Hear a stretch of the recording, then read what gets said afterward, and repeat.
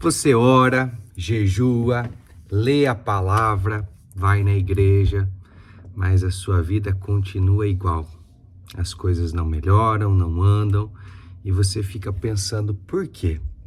Quem sabe você é essa pessoa que está dando lugar para o diabo e ainda não percebeu.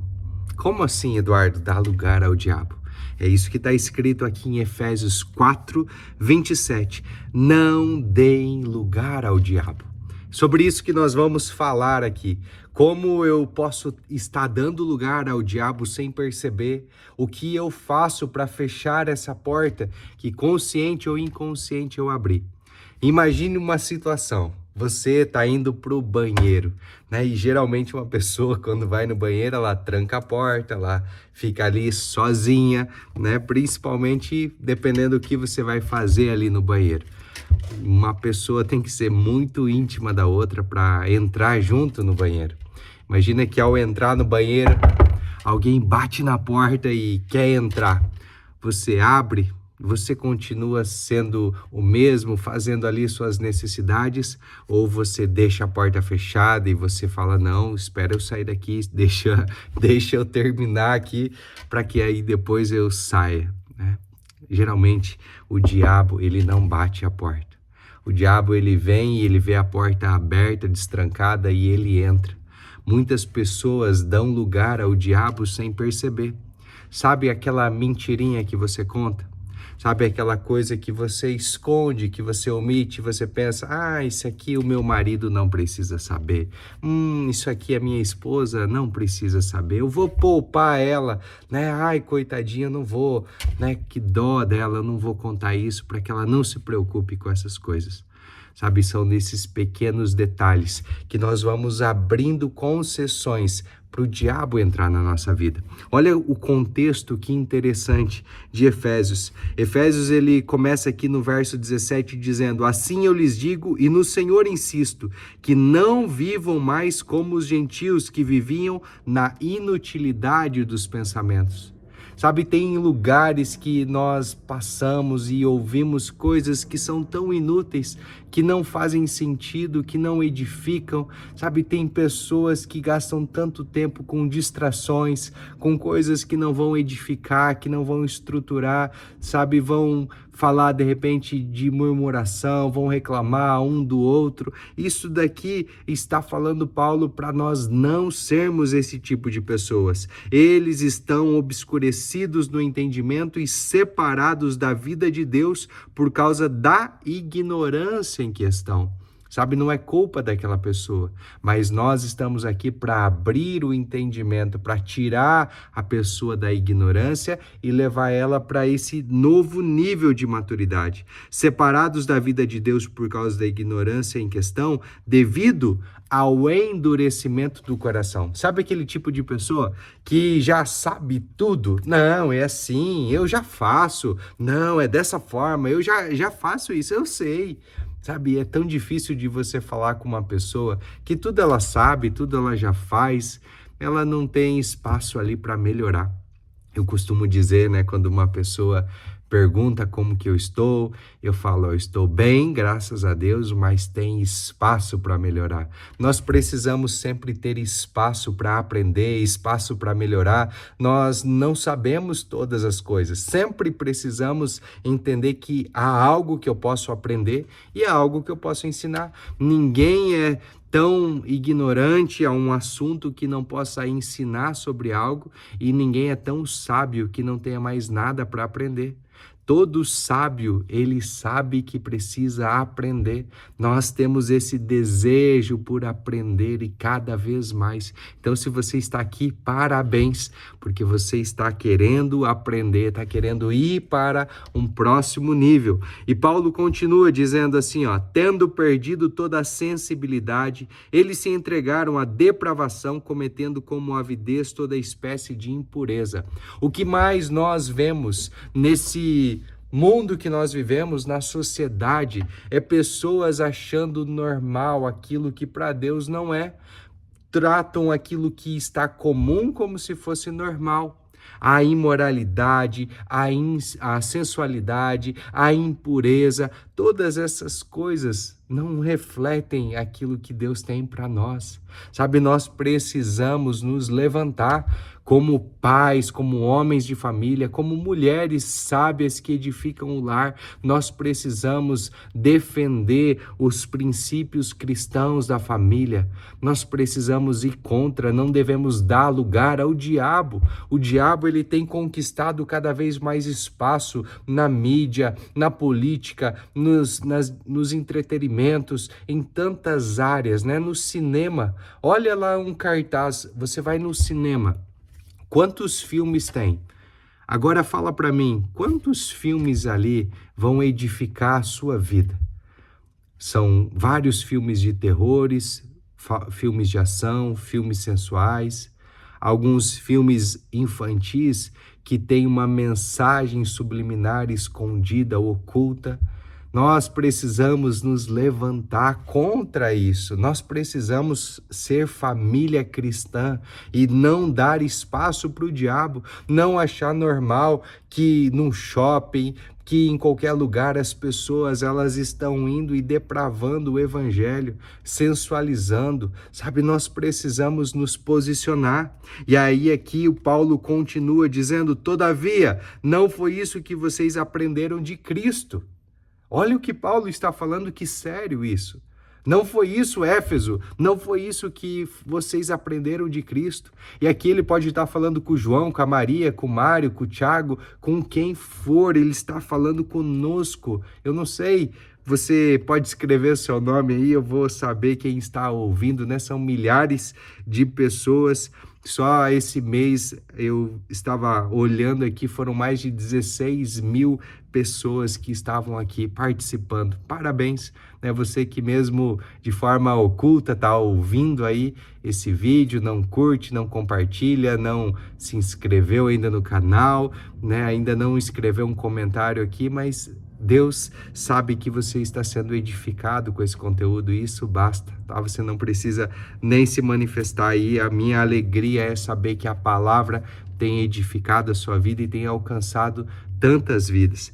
De fato, vocês ouviram falar dele e nele foram ensinados de acordo com a verdade que está em Jesus. Quanto à antiga maneira de viver, vocês foram ensinados a despir-se do velho homem que se corrompe por desejos enganosos. Olha o que Paulo está falando, que o velho homem era para tirar todo o desejo do velho homem e era para viver uma vida conforme o padrão de Deus. Efésios aqui, essa carta aos Efésios, ele mostra como que era a nossa antiga natureza e como deve ser a nossa nova natureza, como era o velho homem antes de Cristo e como deve ser depois de Cristo. Você já fez essa linha aí na sua vida? Como que é a sua vida antes de Cristo e depois de Cristo? Fala para mim aí, quanto tempo faz que você conhece a Cristo? Eu faz 18 anos que eu conheço a Cristo, que verdadeiramente eu tive um encontro com Ele e Jesus Cristo passou a ser mais do que uma pessoa da religião, da Bíblia, mas alguém que eu consigo me relacionar. Quando foi que Jesus passou a ser mais do que uma palavra na sua vida, começou a ser o seu amigo e você se relacionar? E pode ser que você ainda não começou a se relacionar com Ele, e essa é a oportunidade de você entregar a sua vida para Jesus. Deus, ele continua usando Paulo aqui e fala assim, que se corrompe por desejos enganosos, a serem renovados no modo de pensar, a revestir-se do novo homem criado para ser semelhante a Deus. Sabe, nós precisamos compreender que não é eu querer lutar contra o pecado, mas eu entender a minha nova natureza, que eu fui criado para ser semelhante a Deus em justiça e em santidade, provenientes da verdade. Então eu sou santo não porque eu sou bonzão, porque eu faço as coisas, mas eu sou santo porque Jesus é santo e Ele me fez santo. Não é pelas minhas obras que eu sou salvo pela graça, Efésios 2:8. Mas depois que eu sou salvo, eu fui salvo para fazer boas obras. Então eu não faço boas obras para ser salvo, mas porque eu fui salvo, eu faço boas obras. Entenderam? Faz sentido para vocês?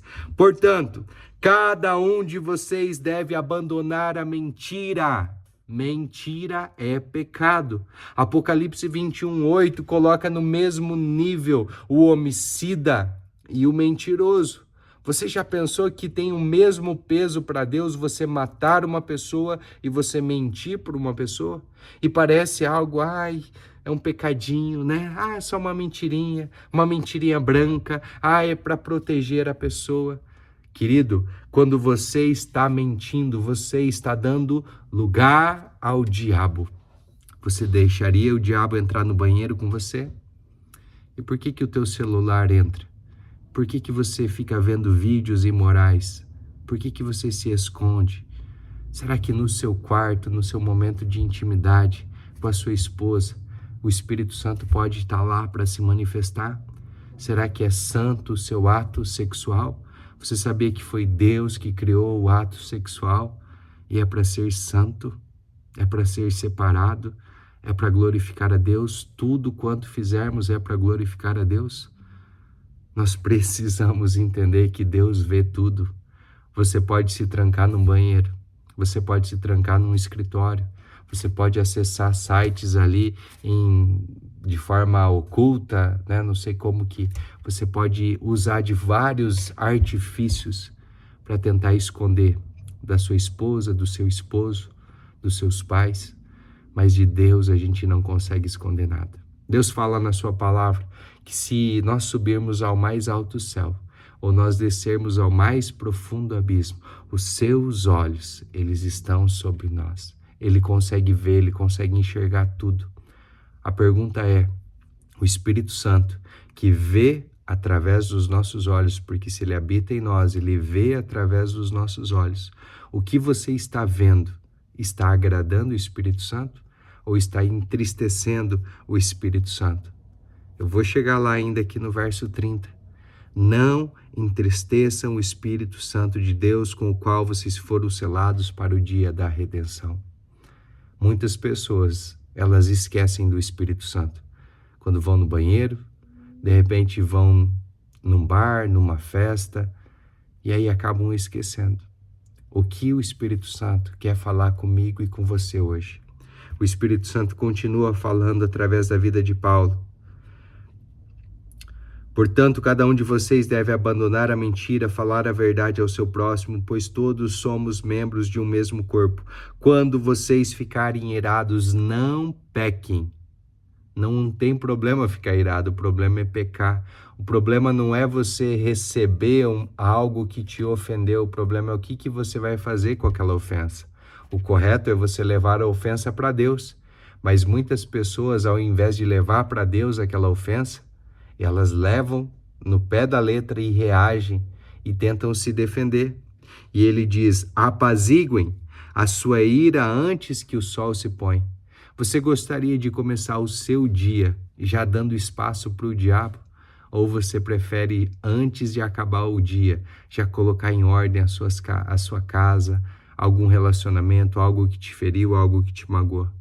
E aí vem o verso 27, e não deem lugar ao diabo. Essa palavra aqui também pode ser traduzida como oportunidade.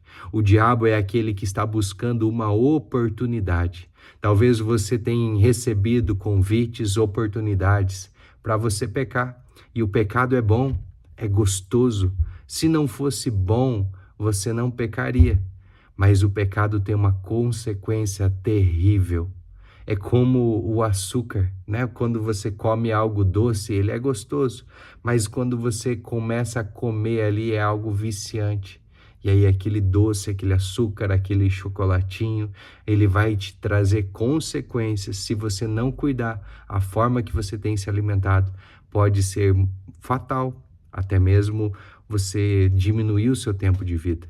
O diabo, ele quer fazer de tudo para roubar, para matar, para destruir, para tirar você do foco, tirar você do alvo que é Jesus, para levar você para uma vida totalmente distorcida da palavra de Deus. E ele faz isso de forma astuta. Ele é habilidoso em enganar. Ele faz isso para que as pessoas não percebam. Então, de forma bem lentamente, ele vai vindo. E ele diz aqui: aquele que furtava, não furte mais, antes trabalhe fazendo algo de útil com as suas mãos, para que tenha o que repartir com os que tiverem necessidade. Muitas pessoas acham que isso de furtar é só você ir lá, mão armada, né? Furtar, roubar. Não é isso. Furtar é quando você não está sendo honesto nos seus dízimos, nas suas ofertas, nos seus impostos. Você também está roubando. A Bíblia fala lá em Malaquias: roubará o homem a Deus? Todavia vocês têm me roubado nos dízimos e nas ofertas.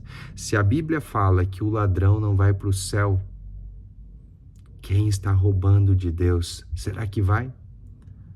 Polêmico, né? Pode fazer você pensar. Talvez você pode querer achar outros versículos aqui para confrontar. Mas o que o Espírito Santo fala para você sobre isso? Não importa o que eu falo, importa o que a palavra de Deus fala. Não pegue versículos isolados, analise o contexto. Olha para a vida daqueles que são generosos, daqueles que são fiéis a Deus. Como que eles têm se comportado? E aí o Senhor continua: nenhuma palavra torpe saia da boca de vocês, mas apenas a que for útil para edificar os outros conforme a necessidade, para que conceda graça aos que ouvem. As palavras que saem da sua boca, elas são palavras que edificam? São palavras que são úteis? São palavras que vão agradar as pessoas? São palavras que são conforme a necessidade, não somente aquilo que a pessoa quer ouvir, mas o que ela precisa ouvir? São palavras que confrontam, que encorajam, que exortam, que consolam, que edificam? Como são as palavras que saem das nossas bocas? São palavras torpes? Você é acostumado a falar palavrão? Qualquer coisa sai aquele nome? Sabe, eu fico chocado com a quantidade, o vocabulário de palavrões que algumas crianças têm. Sabe, crianças de classe alta, classe média alta, crianças que têm uma cultura, que têm acesso a colégios bons. E crianças precisam ser corrigidas. Mas essas crianças aprenderam essas palavras dentro de casa com os seus pais. Os nossos filhos, eles aprendem com aquilo que eles ouvem dentro de casa. Nós precisamos olhar o que está no nosso coração, porque a palavra do Senhor diz que a boca fala do que o coração está cheio. Se não para de sair palavrão aí da sua boca, vigia o seu coração. Como está o seu coração? Não é normal, querido. Aqui nessa região falam muito palavrão. Aqui na palavra de Deus, não. O princípio, um homem de Deus, uma mulher de Deus, não fala palavrão, não fala palavra torpe, não fica falando mal dos outros, sabe? Não fica falando coisas aqui, caluniando, né? Fofocando. Isso daí é pecado, isso é dar lugar ao diabo. Nós precisamos entender, e esse aqui é o verso mais importante, e eu finalizo por aqui.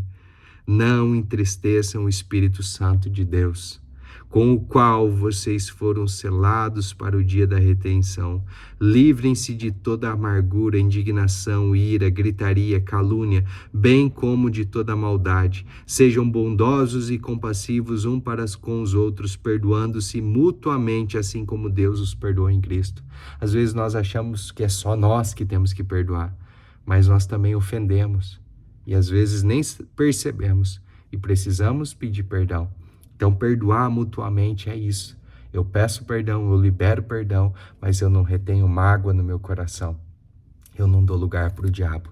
Se tiver mágoa aí no seu coração, isso é um ponto que está dando lugar ao diabo. Que o Senhor possa falar com você. Que você entenda que essa palavra não é para te expor, não é para deixar você mal, mas é para fazer você ficar atento, que o diabo ele está ao derredor, buscando a quem possa tragar. E eu não quero que você dê oportunidade para o diabo tragar você, mas que ele possa, quando chegar aí, você fale: aqui não, Satanás, eu sou filho de Deus, Deus me guarda. Você possa falar como está escrito em Romanos 8:1, nenhuma condenação há para aqueles que estão em Cristo Jesus. Só não há condenação para quem está em Cristo, para quem recebeu a Cristo como Senhor e Salvador. Se você já recebeu a Cristo como Senhor e Salvador, declare isso publicamente. Eu já recebi a Cristo como meu Senhor e Salvador. Deus abençoe sua vida, sua família, seus negócios, que você prospere. Vamos junto ajudar pessoas a construir um legado de bênção para as próximas gerações. Compartilhe esse vídeo.